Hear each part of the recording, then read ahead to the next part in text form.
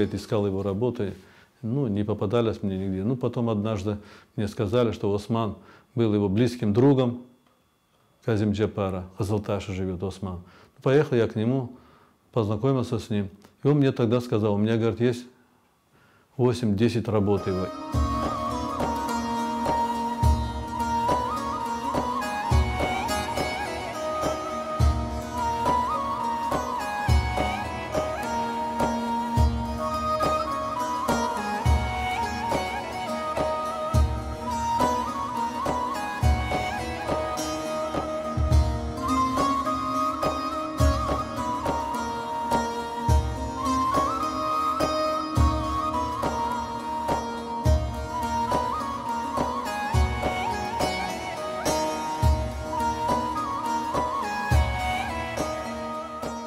Последняя его работа, он прям за этой работой прям скончался. Вот он, Осман мне так рассказывал. Небольшая комната у него там была, мольберт, кровать, краски и все. Там такая абстракция, композиция такая у него в авангардном стиле написана. Просто он, Раметли Казим, писал работы, он всегда холст загружал и от темного потом к светлому выходил. Ну, такая композиция там, я даже не знаю, что он там имел в виду.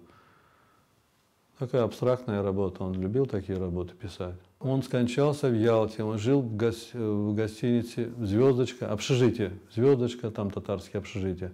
Вот у него там была одна комнатушка, вот он в этой комнате и жил, и работал.